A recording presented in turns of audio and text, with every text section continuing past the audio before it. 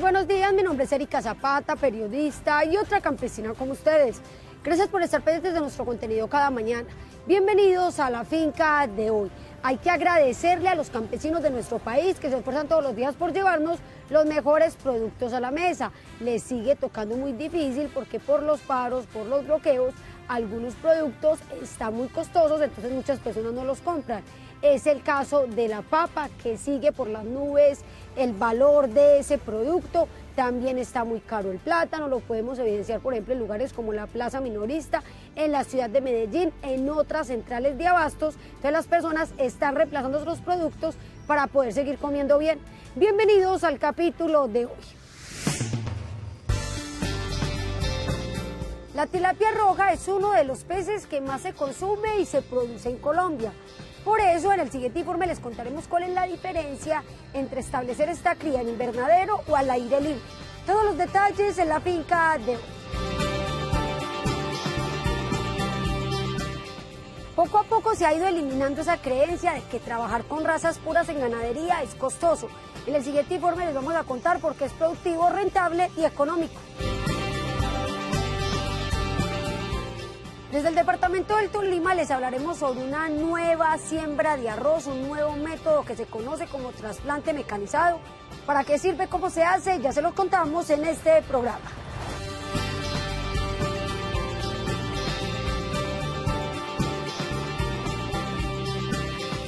Información, experiencias e innovación. Acompáñenos en este recorrido agropecuario por Colombia.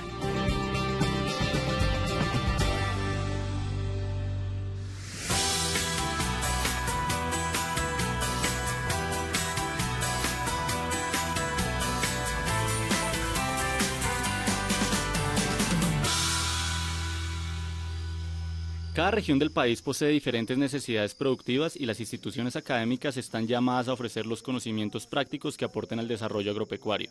Es el caso del proyecto de cultivo de tilapia roja que se lleva a cabo en el municipio de Puente Nacional Santander, en donde un estudiante y un docente del Servicio Nacional de Aprendizaje SENA establecen estanques en invernaderos y de manera tradicional para identificar métodos que generen más eficiencia productiva.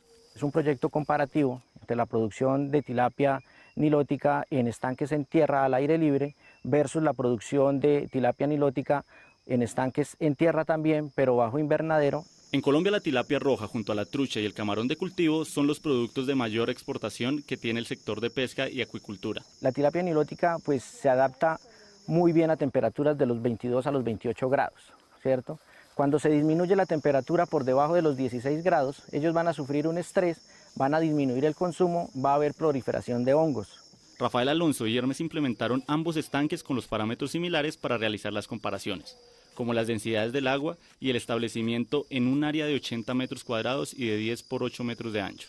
Por lo general se maneja una profundidad de 70 centímetros a 1 metro, la parte más honda. La parte más panda está entre 0,5 centímetros y más o menos a 60 centímetros de profundidad. ¿Cómo crear un estanque invernadero? En primer lugar, los diques deben ir en forma trapezoidal. Posteriormente se debe realizar un encalado por todos los muros del estanque para desinfectar, matando bacterias y hongos. La recomendación es que las paredes estén completamente húmedas para que la cal pueda pegar.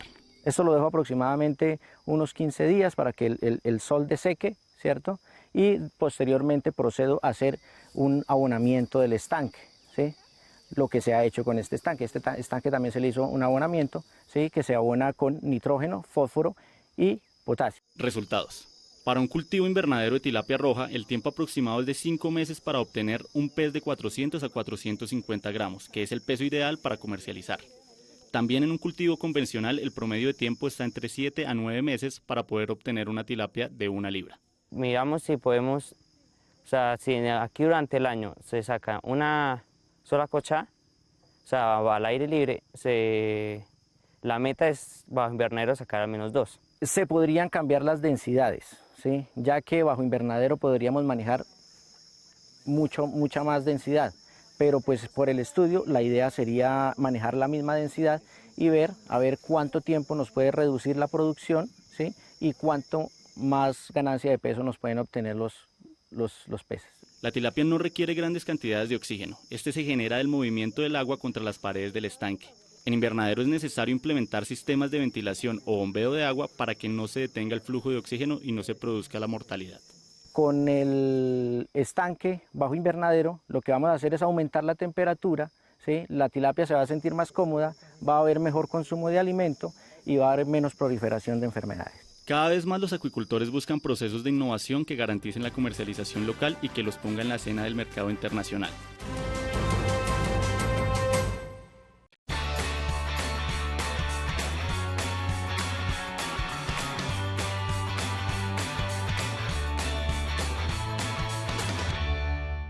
Ellos son Jairo Elmer Rodríguez y su hijo Sebastián. El primero creó desde hace 25 años una de las empresas productoras de semilla de papa certificada más reconocida del país. El segundo tiene 22 años de vida y desde los 10 se entera de todo lo que sucede en la empresa de su papá. Ambos experimentaron la dificultad que atraviesan muchas de las familias campesinas colombianas y es el temor de que sus hijos al terminar los estudios secundarios decidan despedirse por siempre de las actividades agropecuarias. La solución estuvo en establecer puntos de acuerdo. Tratar de aplicar cada cosa que aprendo en la universidad, de marketing, hoy en día como las redes sociales se mueven muchísimo, todo el tema que conlleva la seguridad social. Él está estudiando en Tunja negocios internacionales, entonces eso está muy bien porque de todas formas hoy en día las empresas con la globalización, con el internet, con todo, pues tiene que estar informado, conectado con el mundo. Eso no implica que Sebastián se dedique solo a la publicidad y el cierre de los negocios de la empresa. Su responsabilidad, aparte de conocer y entender todos los protocolos de producción de cada una de las semillas de papa certificada, que tarda 3 años en cultivarse para ser llevada al cliente final, después de los 4 años de trabajo en laboratorio, es también valorar y proyectar los esfuerzos que por décadas han realizado sus ancestros. Se adquieren los mines, luego se cultivan, bueno, todo el tema de producción, de logística que esto conlleva. Llega a las bodegas, a los invernaderos, acá se tienen por un tiempo, se seleccionan por tamaños. Mi hijo es muy importante para la empresa y eso es lo que siempre se ha buscado, que haya un renuevo generacional. Es más, mi papá, él también produjo semillas, don Octavio Rodríguez, él estuvo produciendo semillas y gracias a él aprendí y seguí por el camino de la agricultura. El joven asegura que como estudiante, la confrontación diaria entre la teoría y la práctica, además de ser un reto, es la oportunidad perfecta para la construcción de su propio conocimiento. Como lo diría mi papá, hoy en día hay que aplicar los libros caros, como él muy bien los dice, entre comillas, con la experiencia, llegar al objetivo tal vez de manera más eficiente. Antiguamente cuando sembraban en menguante era espectacular, hoy en día la gente siembra a cualquier momento y es importante tener esas referencias, esos lineamientos de sembrar, utilizar mucho lo del sol, la luna, las estaciones. Como empresario a Sebastián le preocupan cifras como que a pesar de que la papa es el tercer alimento más importante del mundo, en la actualidad involucra solamente a 90.000 familias productoras en Colombia, unos 283 municipios, debido, según él, al poco consumo per cápita que está en los 61 kilos por año, cuando podría tenerse en los 100 kilos, además de que solo el 3% de la semilla que se siembra en el país sería certificada. Necesitamos innovación, necesitamos conocimiento en las personas, en los centros de investigación, pues para que Colombia, y no solamente Colombia, sino Latinoamérica, sea como la dispensa de alimentos y del agro a nivel mundial. El campo colombiano está un poco atrasado, a diferencia de otros países, inclusive Perú, si nosotros miramos el tema de la papa. Creo que pasan como las 3.500 variedades, tienen un banco mundial. Otra condición que según Sebastián y su padre puede cambiar con la formación académica de los jóvenes campesinos es la pobreza del 36% de las familias rurales colombianas, las cuales no tienen los ingresos económicos suficientes para adquirir una canasta básica mensual y en consecuencia es baja su calidad de vida. Hagan lo que les gusta, pero no se olviden que Colombia es un país netamente como de agricultura y que necesitamos mejorar la calidad de vida de todo este tipo de personas, porque a la final los agricultores grandes son muy pocos.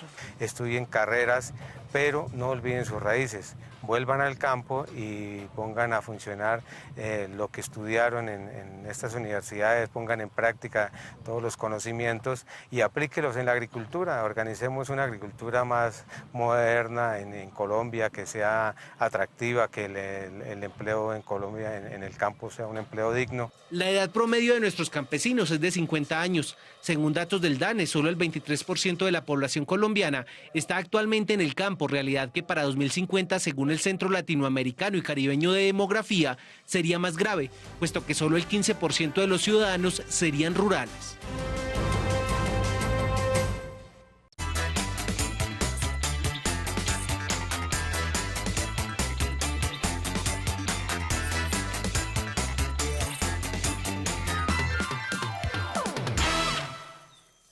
Jaime Ardila, ganadero de la finca Mopora, ubicada en el municipio de Puente Nacional Santander, es uno de los pequeños productores que ha ido transformando su ganadería, incluyendo terneros de razas importadas como el Brahman, Gir y Simmental, que debido a su doble propósito y características como precocidad, fertilidad y temperamento dócil, son altamente requeridas por los productores nacionales.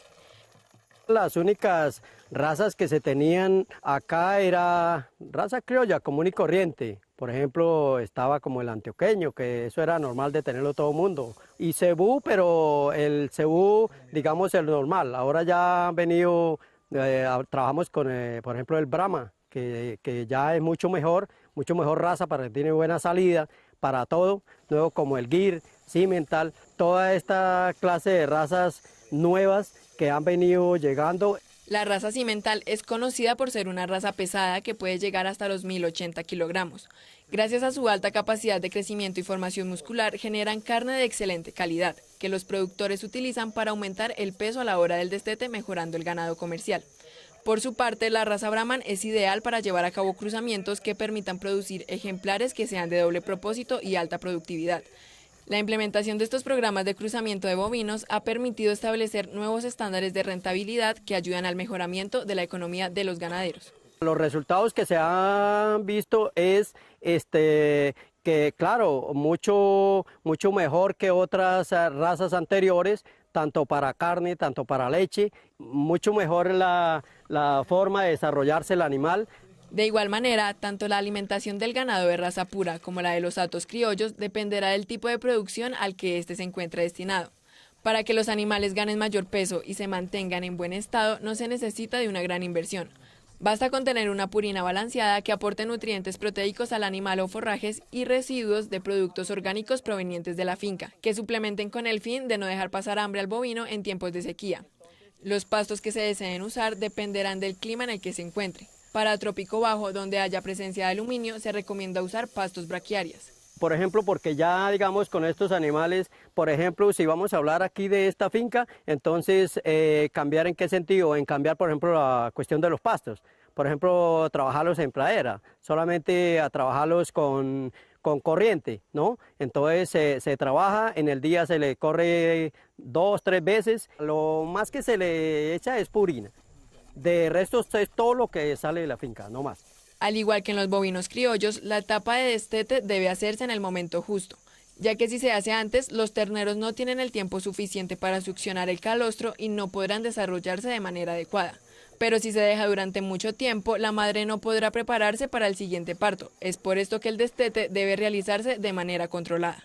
En el proceso que se hace, viene el celo de la vaca. Entonces, a medida del celo, entonces lleva un protocolo que es una fecha de preñez, y a cierta fecha de preñez entonces ya toca cortar. Se va haciendo suave, pero no exactamente, porque igual manera hay vacas que le pueden dar a usted, estando preñadas 7 meses, pueden estar dando leche todavía. La sincronización de las hembras en los bovinos es un proceso que permite programar el celo para que el ganadero establezca una fecha y pueda empezar la tarea de inseminación artificial o transferencia de embriones, logrando de esta manera cumplir más fácilmente con los objetivos planteados. A la vaca que hay que hacerle una sincronización es porque de pronto demoran mucho en el celo. Hay que sincronizar con droga y tal, pero la mayoría no. La mayoría, ellas de una vez llegan al celo y se mira, y a las 12 horas de que se empezó a hacer en celo, entonces uno llama al doctor y le dice y y él pregunta qué raza quiere o qué raza es la vaca para poder escoger la cría. Mejor calidad en la producción y mayor ganancia económica son las principales motivaciones de los ganaderos para realizar este tipo de cambios en sus hatos, pues se han dado cuenta que para tener un buen trabajo con razas puras no es necesario hacer una gran inversión, ya que estos bovinos se pueden mantener con los mismos hábitos con los que se criaban las razas criollas. La trivia del campo. Conviértete en un experto con la finca de hoy. Pregunta: ¿cuál de las siguientes es una fruta exótica colombiana? A. Mango. B. Tomate de árbol. C. Banano. Piénsalo bien y descubrirás la respuesta correcta.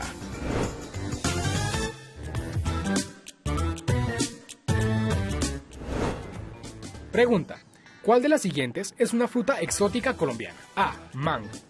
B. Tomate de árbol.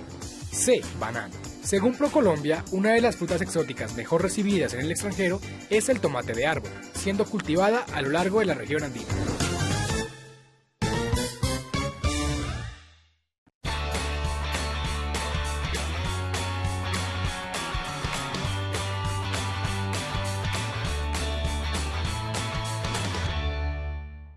La guayaba es uno de los frutos que mayor adaptabilidad tienen al clima y a los diferentes suelos. Sin embargo, la temperatura óptima para este cultivo es de 20 a 30 grados centígrados, donde el factor lumínico también es importante para su desarrollo, ya que estas plantas necesitan estar a una exposición directa a los rayos solares.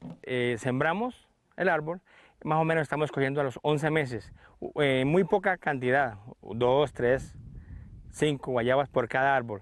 A medida que el árbol va creciendo, va aumentando su productividad. De una parte es que el árbol hay que dejarlo crecer a una altura, pero la naturaleza del árbol es esa, ¿no? De empezar a dar sus frutos. Entonces, a medida que el árbol va creciendo, va teniendo más productividad. Uno de los cuidados que se debe tener en una cosecha de guayaba es la recolección del producto, puesto que este se debe hacer antes de que la fruta esté madura, con el objetivo de que cuando llegue al consumidor final esté en óptimas condiciones. Al coger la guayaba, el palito ya queda en el árbol. La guayaba tiene que salir limpia, sin el pitón.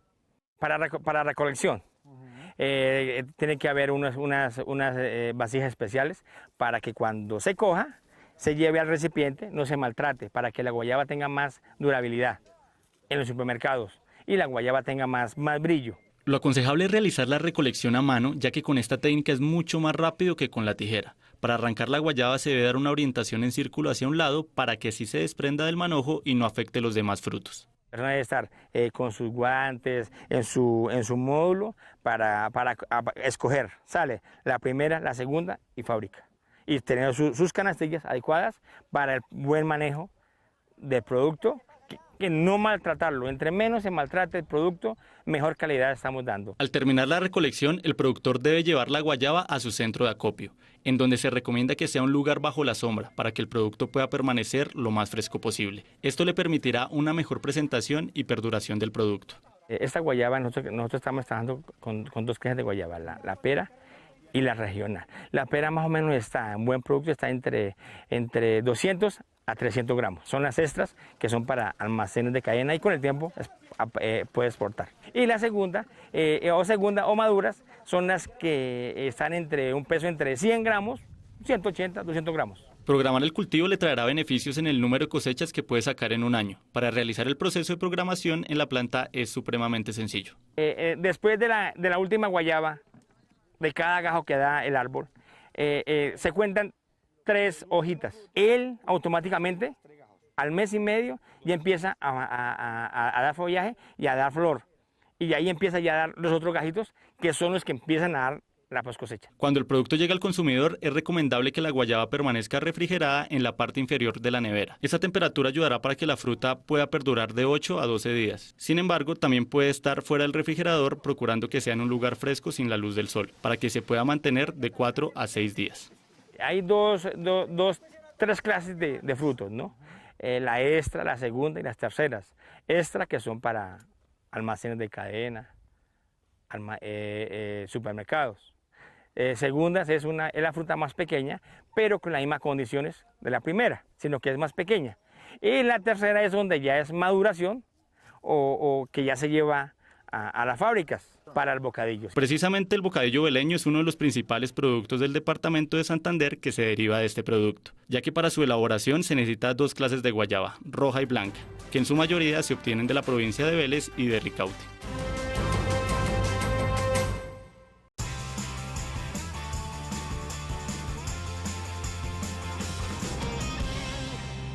El trasplante de arroz mecanizado es un método de siembra alternativo que están implementando desde hace más de una década en la hacienda Pajonales, ubicada en el municipio de Ambalema, Tolima, con buenos resultados.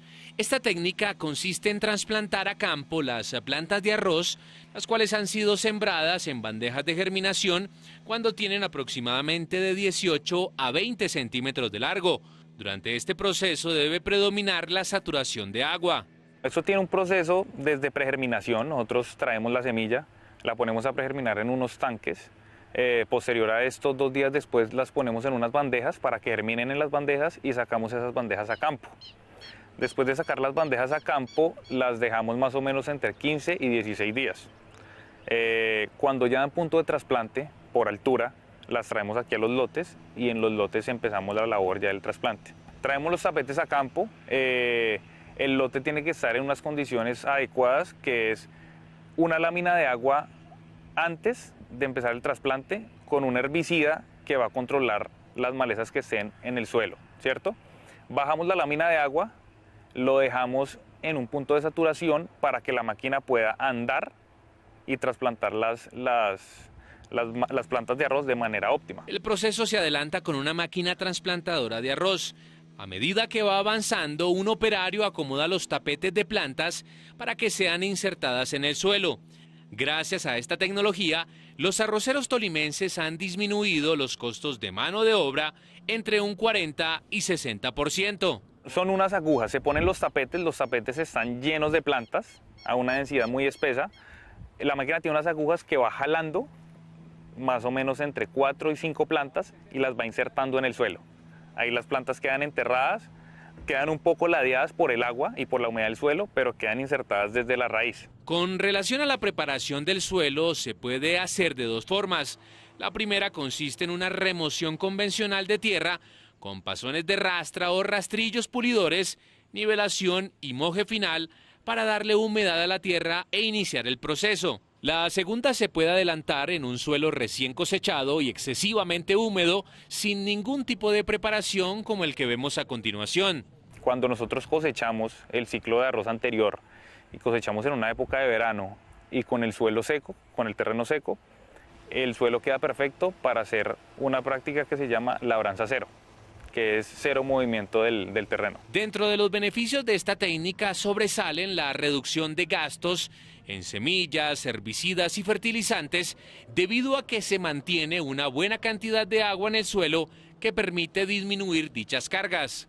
Primero es menor cantidad de semilla, usamos entre el 40 y el 50% menos de semilla en este método con respecto al método convencional.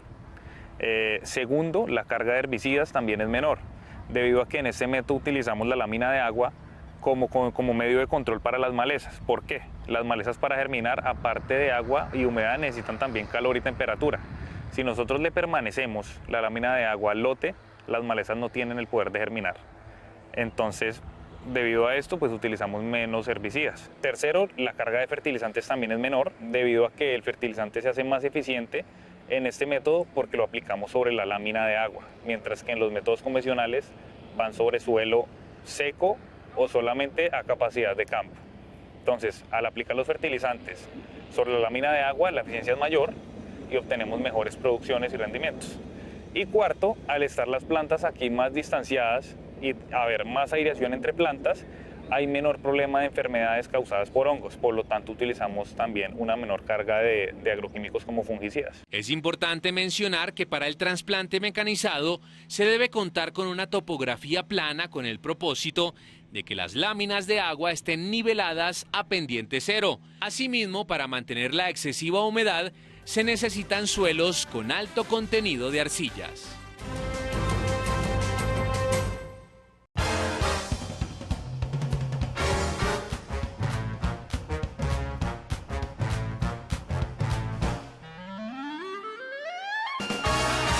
El compostaje es un procedimiento que realizan los agricultores con el fin de aprovechar los residuos vegetales, los cuales tienen que permanecer con una alta temperatura para poder generar microorganismos que proliferen y puedan degradar el material, con el fin de generar un compost orgánico que sirva como abono para las plantas. El aprovechamiento que se realiza en la cosecha de nuestros crisantemos se presenta mucho material vegetal que es aprovechado dentro del proceso productivo. Todo ese material es retirado de las camas y traído a una zona de compostaje donde está alrededor de unos 4 meses. Las plantas se deben cortar alrededor de unos 75 centímetros. El material restante como tallo, hoja y raíz tienen que ser retirados, al igual que todos los residuos orgánicos para ser llevados a la compostera, donde se apilan y se tienen que estar revolviendo quincenalmente para que el material cambie de posición. Con esto se va a mantener una temperatura controlada en el compost, haciendo que la población de microorganismos aumente. El proceso es descomposición. Como el material viene muy grande, entonces se disminuye el tamaño de partícula con la trituradora, haciéndolo mucho más uniforme. Entre la partícula más pequeña es más fácil la degradación por los microorganismos. En un invernadero como este, el compost puede alcanzar una sensación térmica de 45 grados centígrados, temperatura que permite una mejor proliferación de microorganismos y que la descomposición sea más rápida para que se pueda realizar en menor tiempo la implementación del compost. El compost ya está listo después de 4 meses para incorporación nuevamente a campo. Dependiendo del análisis de la fertilización que se vaya a dar a las camas, puede ser un adicionante o puede ser un reemplazante de alguno de los productos químicos que se vayan a aplicar. Este compost de crisantemos y azufre nos puede ayudar a reemplazar productos químicos por compuestos que se pueden adquirir de manera orgánica, debido a que este compostaje presenta fósforo, nitrógeno, carbono e inclusive potasio, los cuales serán de gran ayuda nutricional para nuestras camas. El pompón produce muchos desechos vegetales que pueden ser aprovechados dentro del mismo cultivo, dándole una segunda vida útil al mismo. Si no se hiciera el proceso de compostaje, todo este material sería un desecho de una gran inmensidad que iría a un relleno sanitario. Como el aporte nutricional es tan alto, me puede reemplazar una enmienda química. Ya sea dejo de estar utilizando una urea o dejo de estar un nitrato de potasio o así por el estilo. Al compost se le debe realizar un riego controlado y no un lavado como tal. El agua que se le aplica tiene que ser medida, pues es recomendable que la humedad esté en promedio en un 70%, con el fin de que no degrade el suelo generando pérdida de nutrientes para nuestro cultivo. El compost recibe un riego semanal para mantener una humedad considerable. Adicionalmente se está monitoreando la temperatura del mismo para prevenir que el compost no se nos enfríe y podamos estar perdiendo los microorganismos. Cuando un compost presenta mal aroma se ve a la proliferación de bacterias, razón por la cual se está realizando un mal procedimiento de aireado y está excediendo la humedad en el riego del cultivo, lo cual puede generar una degradación de microorganismos hasta el punto de que lleguen a pudrirse. Realmente el compost, si tiene un olor fétido, es un tema de que si ha habido una fermentación y no hay una correcta degradación de los microorganismos. El compost debe oler bien, no debe oler a pudrición. En el proceso de compostaje se debe realizar un análisis microbiológico para garantizar que el compost que vayamos a aplicar en el suelo no tenga microorganismos patógenos. El compost es enriquecido por microorganismos que se producen dentro de la misma finca. Tal es el caso de tricoderma y Beauveria, que se inoculan para que el compost vaya rico en microorganismos que son benéficos para nuestro cultivo. Cuando se finaliza el proceso de compost, todo el abono orgánico se empaca en costales, los cuales deben estar aforados y posteriormente se distribuyen a las camas donde se vayan a aplicar dependiendo de la necesidad que presenten en el análisis de fertilización que se les haya hecho anteriormente.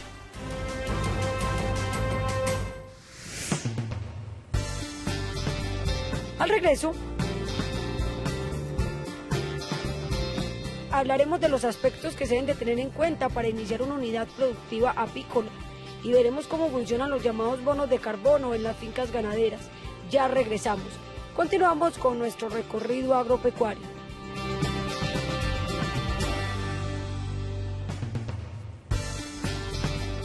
En el siguiente informe desde el municipio de Zipaquirá les contaremos cuáles son los requisitos con los cuales se debe cumplir para poder establecer una explotación apícola con beneficios en la agricultura. Todos los detalles en instantes. Los bonos de carbono sirven para la reducción de gases de efecto invernadero. Esto sirve también para ayudar al medio ambiente y ser productivos y rentables. ¿Por qué se debe trabajar? Ya lo sabrán. Nos trasladamos al departamento de Antioquia para conocer cómo se está cumpliendo con el proceso de oxigenación de las tierras en el caso del cultivo de tomate. ¿Esto para qué sirve? Ya lo sabrán. Continuamos con este recorrido agropecuario por Colombia.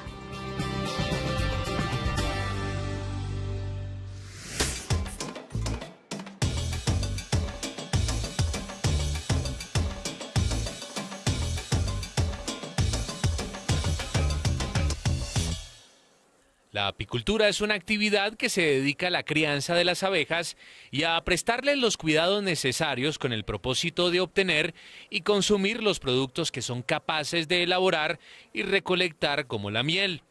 Desde la vereda San Jorge del municipio de Zipaquirá, Jaime Andrés Novoa, ingeniero ambiental, nos entrega recomendaciones para las personas que deseen incursionar en esta alternativa productiva. Los requerimientos técnicos que se piden claramente es que esté un poco aislada de los cultivos tradicionales, ¿no? Papa, zanahoria, donde hay excesiva fumigación.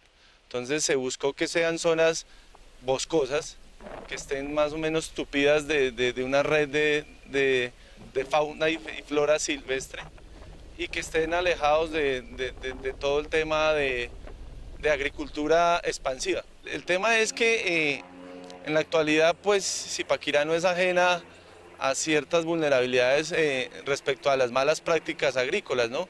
Entonces, pero que es el primer factor de riesgo para desplazamiento y mortandad de abejas. Pero si una finca o sus alrededores presentan buenas prácticas agrícolas, pues es hasta mejor, porque de hecho las abejas son los mayores polinizadores mundiales de flora silvestre y son los mayores productores de frutas. Después de cumplir con los requerimientos técnicos, se dispone a instalar un cajón apícola con medidas de 1 metro por 1 metro, el cual incluye una malla o red para que los insectos apilen sus colmenas, un equipo de protección personal, un ahumador, guantes, cepillo y un kit de abejas que consta de una abeja reina y unos obreros que siempre van a acompañarla. Después de esto inicia el proceso de capacitación y recomendaciones que no pueden faltar para garantizar el éxito productivo. Básicamente tiene que ser buenas prácticas agrícolas, o sea, que él y su entorno presenten una cultura orgánica, o sea, reducir al máximo el tema de fungicidas, insecticidas, cosa que pueda propiciar el hábitat de la abeja, ¿no? Es claro, por ejemplo, hay estadísticas que demuestran que producir 1 litro de miel, una abeja vuela 50.000 kilómetros. Entonces, se trata de propiciar el entorno para que la abeja se sienta libre de estar de árbol en árbol, cargando, polinizando y llegar a su colmena. Uno de los beneficios indirectos más importantes de las abejas corresponde a la polinización, que si se realiza de manera correcta mejora el tamaño y la calidad de los frutos impactados. Este valor agregado juega un papel importante para aumentar el rendimiento productivo en diferentes cultivos agrícolas como cacao, aguacate, café, entre otros. La estadística dice que son el 70% de la producción agrícola mundial está a cargo de la abeja. Como les mencioné, pues la abeja es la mayor polinizadora y es la que se encarga de la polinización de especies silvestres y también de frutales. Es decir, es toda una cadena, una sinergia. Sin la abeja, pues va a haber menos producción de frutas y sin fruta menos comida para el ser humano. Para preservar la vida de estos importantes insectos, nuestro entrevistado recomienda minimizar el uso de herbicidas o fungicidas en los cultivos agrícolas cercanos, ya que representan peligro para la salud de las abejas. El uso descontrolado de herbicidas genera una toxina que vuela en el ambiente y la abeja carga. Y lo lamentable es que con una abeja enferma llega a su colmena y contamina el resto. Y se muere la abeja, se muere la reina, pues se pierde la unidad apícola. Entonces el llamado es a que la gente tome conciencia, no las mate, y por lo menos empecemos a cambiar la cultura del cuidado a la abeja, ¿no? Nosotros le implementamos una que con eso tienen para su producción propia de miel alrededor de 4 o 5 cosechas por año, pero pues ellos pueden comercializar esa miel e ir capitalizando y va creciendo el negocio. Para promover estas prácticas, organizaciones privadas y públicas han abanderado proyectos que buscan sensibilizar tanto a agricultores y apicultores colombianos con el fin de que unan esfuerzos, dejen a un lado los mitos que giran en torno a esto y se beneficien mutuamente.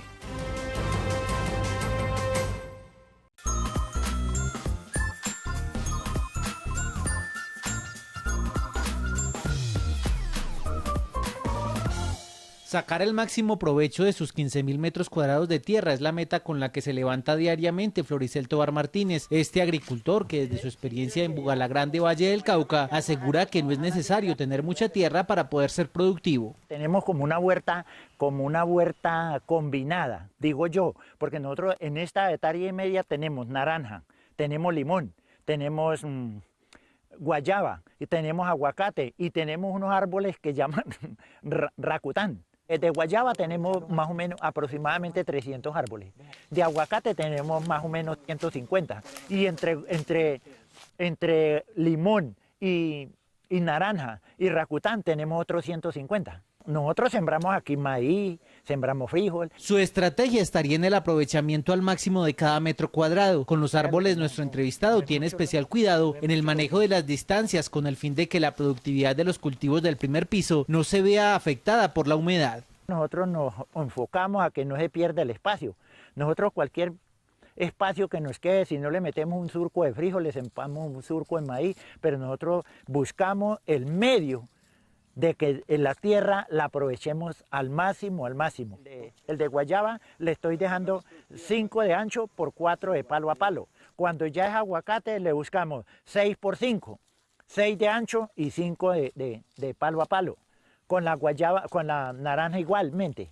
El trabajo diario dentro del predio es fundamental, por lo que a grandes rasgos Floricel enumera por lo menos 5 tareas que hace con frecuencia. Una primera y muy curiosa sería la emocional. Yo analizo el cultivo como algo vivo, como algo de la familia. Yo a un árbol de esos le doy picos. Le digo palabras bonitas. Porque es que ese árbol ahí donde está, mire, por ejemplo ese aguacate, yo le pongo así, si Dios quiere, abuelo de pájaro me puede botar, ahí ese aguacate me puede botar, diga 80, 100 kilos de aguacate. Entonces, ¿cómo no voy a querer yo una joya de esas que me está regalando, me está dando, me está devolviendo el esfuerzo que yo he hecho para tener ese árbol? Las tareas segunda y tercera tienen que ver con el deshierve, control de malezas y la fertilización, que en este caso recurre a elementos tanto orgánicos como químicos. El cultivo hay que tenerlo limpio para que la plaga no tenga dónde pararse. La tierra pelada puede ser dañina, nosotros podemos acabar el sistema, pero resulta de que nosotros tampoco dejamos el árbol muerto porque nosotros también le estamos inyectando abono, le estamos inyectando abono orgánico. Hoy le botamos uno químico y entre poco tiempo le botamos un orgánico. Nosotros no le botamos solamente a la pata del palo, nosotros le tendemos allí la mano al resto del terreno que está vacío, como las calles. El cuarto trabajo está relacionado con el control de plagas y enfermedades, recurriendo tanto a las aplicaciones químicas como a prácticas ancestrales. Estos frutos más que todo lo molesta mucho es el pasador y el gusano. Estos cultivos acá, hora a día me tocaba fumigarlos 2 veces en la semana, ya ahorita no, porque yo mantengo pendiente, estos se fumigan todos los jueves. Ya eso es como unas cositas que de la malicia indígena que nosotros buscamos de noche hacer como unas hogueras con una CPM, donde la plaga, la mayoría de plagas, grillos, mariposas, todo eso busca la claridad. Entonces, donde hay una claridad, un fogón, ellos llegan mucho ahí para reducir la plaga en los cultivos, para reducirlo, porque es que usted le pone a arder aquí y le pone una piscina allí y usted al otro día saca son kilos de mariposa y plaga, ¿entendió? Entonces a nosotros nos sirve eso. La quinta labor y a la cual Floricel le atribuye básicamente la abundancia de sus cosechas es a la poda. Si usted no apoda el árbol no le va a dar. O si le das una cosa muy mínima. Aquí se mantenía guayaba para todo el año, porque yo apodaba por este lado y ese lo dejaba quieto. Cuando esto estaba en producción, ese estaba recién apodado. Esta es la abundancia de sus cultivos, que a Floricel solo le preocupan 2 aspectos. El primero tiene que ver con la rentabilidad de sus cosechas en fresco, puesto que los costos del transporte de los frutos la disminuyen, por lo que sueña con dar valor agregado. Un árbol de eso le puede botar a usted entre 100 y 120 kilos de guayaba. Nosotros la queremos es transformarla en un valor agregado que sea comercializada. La guayaba como tal, si usted no la procesa, no la trabaja, en el término de 5 días, la guayaba se daña. Sacamos el bocadillo, sacamos el dulce de guayaba y sacamos el extracto de la guayaba, que es supuestamente otros le dicen espejuelo en unas lenguas campesinas, otros les tienen otro nombre. Lo que no tenemos son los elementos, como unos fondos, como una licuadora tipo pesado. La segunda preocupación en la finca Tijuana, municipio de Bugalagrande, tiene que ver con la suelda, esta planta parásita que se ancla sobre las ramas de los árboles alimentándose de ellos y no dejándolos progresar.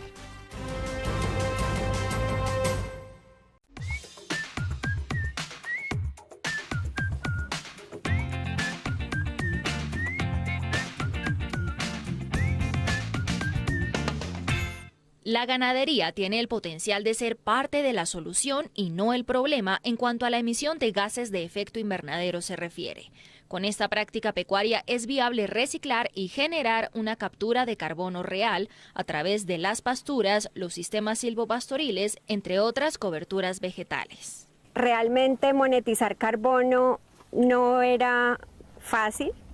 Hoy día tenemos varias rutas, tenemos a nivel voluntario, de compensación voluntaria, por una plataforma de blockchain, donde nosotros medimos las capturas, las subimos al blockchain y desde ahí se pueden comercializar.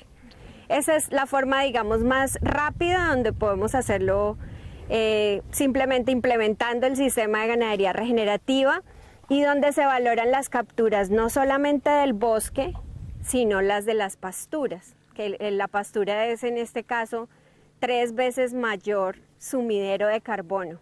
Mediante la asociatividad, las fincas ganaderas pueden unirse para lograr un mínimo de 4.000 hectáreas para que el negocio sea rentable y presentarse ante una certificadora internacional de bonos de carbono, que suelen entregar bonos en 5 años con retroactividad a 2 años.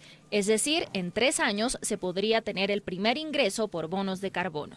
Al ofrecer estas capturas de carbono de pasturas nos volvemos un negocio importante, un negocio interesante, pero los mismos certificadores no conocían el potencial de las pasturas. Y llegamos a ellos porque empezamos midiendo. Entonces ya teníamos mediciones en suelo, que nos los había hecho la Universidad Nacional con sede en Antioquia. Teníamos unas mediciones que nos había hecho el CIAT en otro predio. Actualmente existen plataformas tecnológicas que calculan la captura de carbono de bosques y pastos en las fincas, por medio de inteligencia artificial y mediciones satelitales con imágenes y algoritmos. Es un modelo que ya es real, que sí se puede, y 1 tonelada de carbono equivale a un crédito de carbono, y ese crédito de carbono tiene un valor a nivel internacional, hoy está entre 8 y 10 euros. Y 1 tonelada aquí a nivel nacional está entre 18 y 30.000 pesos. Ahora bien, no solamente se suman las capturas, también se debe restar las emisiones de los animales de la finca para tener el balance real. Existen diferentes formas de medir las emisiones de metanos en bovinos y bufalinos. En algunos lugares se utilizan collares que miden los eructos, que representan el 95% de sus gases. Otros llevan los animales a una cámara y los alimentan para hacer la medición. Y hay otros métodos por algoritmos con los que se determina por la fermentación entérica, el manejo de las pasturas y el consumo energético de la finca. En este caso, en Libertad del Nare, sabemos ya que una vaca o una búfala al año está emitiendo 1 tonelada de CO2 equivalente. Pero a su vez estamos capturando 20 toneladas de CO2 equivalente, entonces tenemos un balance muy positivo a la hora de comercializar. En Libertad del Nare, esta finca ubicada en el municipio de Puerto López, departamento del Meta, han capturado en menos de un año 7.400 toneladas de carbono que son comercializables una vez se descuenten lo que emiten los animales. Se debe hacer el balance. No es solo sumar lo que se captura, sino restar lo que se emite para conocer lo que queda libre, y eso es lo que se comercializa. Digamos, si esta finca puede recibir al año 300 a 400 millones por carbono, que es más o menos lo mismo que recibe por ganadería, entonces se vuelve un negocio muy interesante, muy importante para todos. La ganadería regenerativa es, sin duda, una de las mejores estrategias de manejo que permite cumplir este objetivo. La huella de carbono que se genera en todos los procesos es mucho menor. Si tuviéramos una ganadería convencional, ya no sería 1 tonelada, sino quizás 3 toneladas las que emitirían, porque estaría el caso de los fertilizantes, el transporte, los insumos, todo eso genera una huella ambiental mayor. Acoganar, la Asociación Colombiana de Ganadería Regenerativa, avanza en la creación de la metodología en Colombia para vender estos bonos a través de una certificadora de carbono con el apoyo también de plataformas de medición.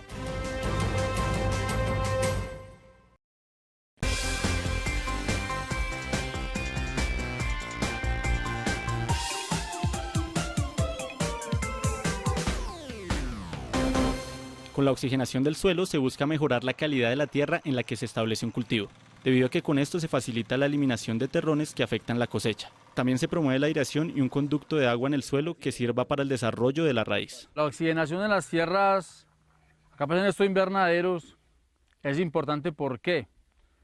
Porque en estas tierras se cuenta sino con el agua del goteo. No contamos con más agua porque esos son techos cubiertos.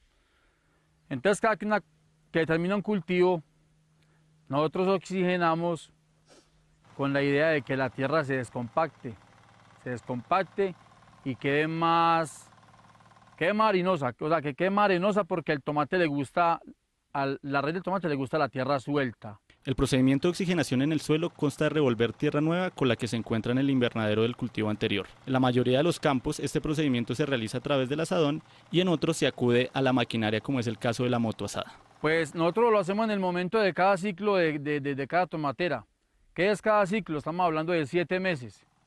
Cada 7 meses nosotros acudimos a esta herramienta como la motoasada, echamos normal el orgánico, le echamos unas dosis pues adecuadas y le echamos normal su cal y con la motoasada revolvemos todos estos materiales. Este motocultor tiene 5 caballos de fuerza y se utiliza para arar la tierra. Esta cuenta con un rotativo que se ancla a la guía, la cual establece la profundidad a la que se quiere llegar. Además cuenta con 2 velocidades. La primera se utiliza para romper terrenos vírgenes en donde nunca ha llegado un tractor. Después de romper se le realiza otra pasada con la segunda velocidad, la cual hace que el rotativo gire de forma más rápida para revolver la tierra.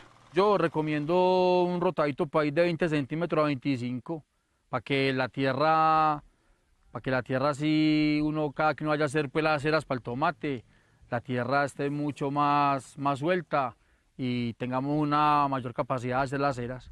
Obtenemos resultados como por ejemplo tenemos mayor follaje en las matas, tenemos una mejor raíz y tenemos una mejor calidad de tierra. El trabajo de oxigenación de tierras en el cultivo de tomate bicentenario es de suma importancia, debido a que para tener una buena cosecha nuestro suelo no debe ser arcilloso en su totalidad, con el fin de tener un buen sistema de aireación, pues sin aire en el sustrato se impide un óptimo desarrollo, ya que no le llega ni el agua ni los nutrientes necesarios a la raíz. Uno con esta motoasada, una hectárea la oxigena uno por ahí estamos hablando por ahí en 2 días, y el trabajo va a quedar excelente.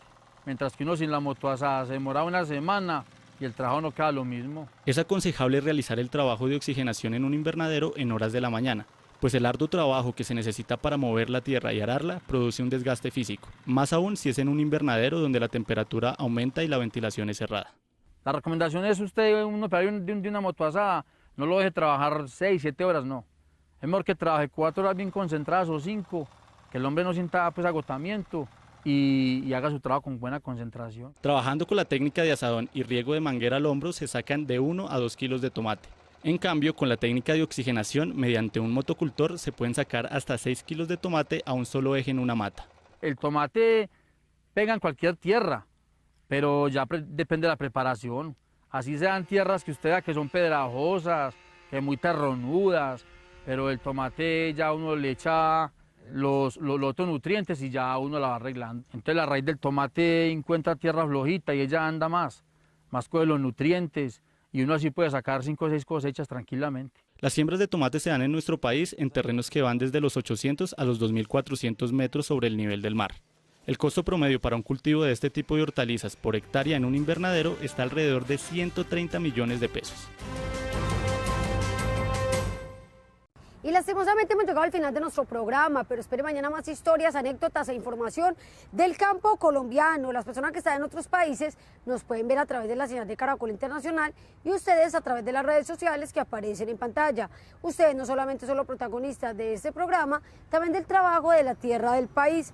Mañana tenemos otra cita bien temprano, pero quien madruga, Dios le ayuda y todos los días madrugamos para aprender del trabajo de nuestros campesinos. Hasta pronto.